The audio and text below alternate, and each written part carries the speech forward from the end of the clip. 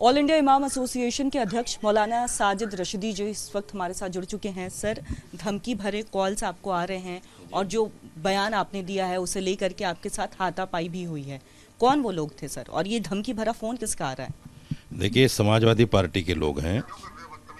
आप देखिए इसको, ये समाजवादी भारतीय उसके यूपी के कार्यकारिणी के अध्यक्ष हैं, राजेश नाम इनका बता रहे हैं खुद ही। जो है ये जो धमकी भरा वॉइस रिकॉर्ड सुना रहे हैं, मतलब आपको घर में घुस के जूती जी जी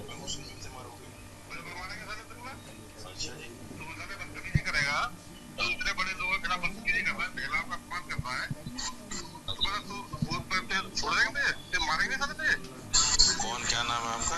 अरे राजेश सैनी नाम है, लिख पूरा। राजेश सैनी कहाँ से?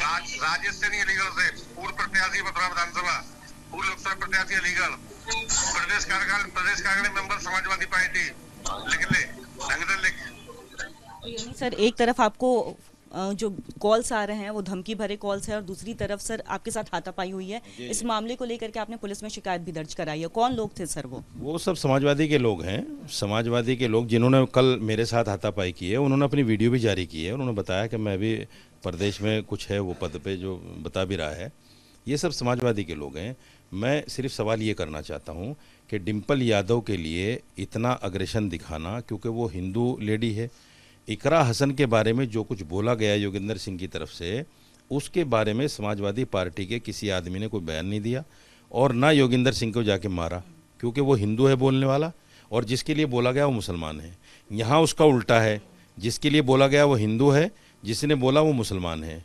इसलिए जानबूझकर मेरे साथ ये किया गया क्योंकि मैं मुसलमान हूँ, और ये बहुत अच्छा इसलिए हुआ, मैं इसको अच्छा इसलिए मानता हूँ कि ताकि पता चल जाए लोगों को कि समाजवादी का असली चेहरा मुसलमान के लिए क्या है।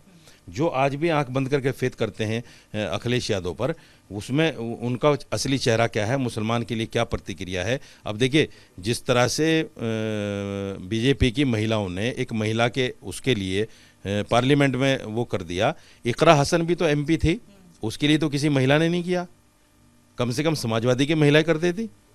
सर, वो मामला खैर देखिए, ठीक है, टिप्पणी की गई, वो मामला अलग हुआ, लेकिन यहाँ पे सर जो आपने विवाद दिया है, मतलब जो बयान दिया है उसे लेकर के एक विवाद देखने को मिल रहा है। लोगों में गुस्सा है। आपकी फ़ोटो वगैरह को भी जो सपा के कार्यकर्ता है वो जला रहे हैं।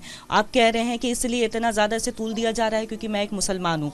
लेकिन आपको ये नहीं लग रहा है कि आपने जो शब्द बोले हैं, जो शब्दावली का प्रयोग किया है, वो गलत है?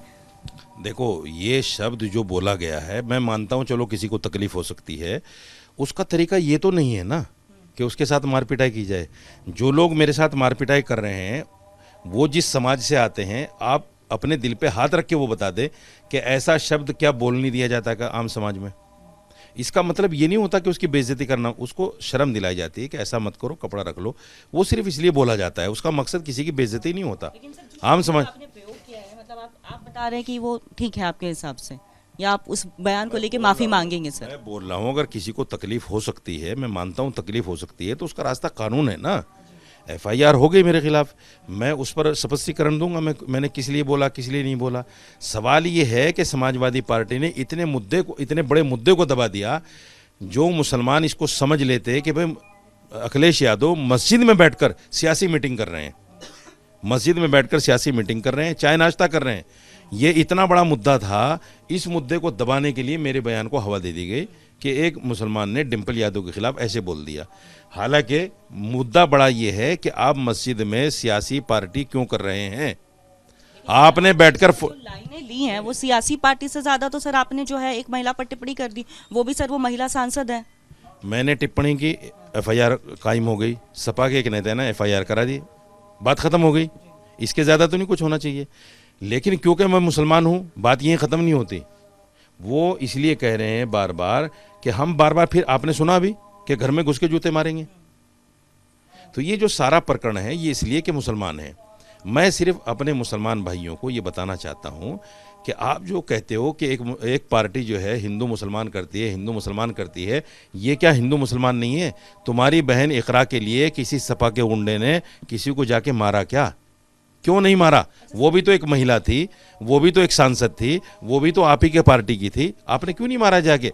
हम तो आपको ईमानदार और मुसलमानों के लिए जब मानते, अच्छा जब आप इकरा हसन के लिए जाके उस योगेंद्र सिंह को मारते कि भाई आपने कैसे बोल दिया हमारी बहन के लिए या महिला के लिए और सपा सांसद के लिए। तो ये मैं दिखाना और बताना चाहता हूँ अपनी कौम को कि कम से कम अंधा विश्वास करना छोड़ दो।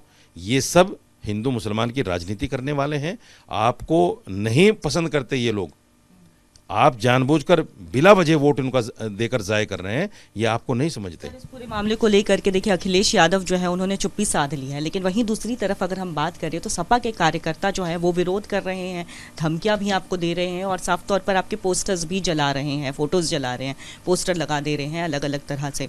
तो क्या लग रहा है, मतलब एक तरफ मुखिया शांत है लेकिन कार्यकर्ता तो जो है वो लगातार आप पर से टिप्पणी कर ही रहे हैं, तो क्या इस पर भी कोई साजिश चल रही है क्या ऊपर से? मुखिया अगर शांत है और ये सब कुछ हो रहा है, आजकल तो सोशल मीडिया का ज़माना है, क्या मुखिया को पता नहीं है कि ऐसा कुछ हो रहा है? और ये पता नहीं कि मेरे कार्यकर्ता कर रहे हैं। अगर वो मुसलमानों के हक़ में, मुसलमानों के फेवर में अच्छे होते, वो ये कहते नहीं भाई ये मत करो, जो कुछ होना है हम कोर्ट में देखेंगे, ठीक है, वही होना चाहिए था। ये जो लोग कर रहे हैं इसका मतलब जानबूझ के कराया जा रहा है। मैं मुसलमान हूँ, योगेंद्र सिंह का पुतला फूंक के दिखाएं, जिसने इकरा हसन के लिए बोला था, जिसने सूफिया कुरैशी के लिए बोला था, जिसने ऑपरेशन सिंदूर को कमांड किया, उसका पुतला फूंक के दिखाएं।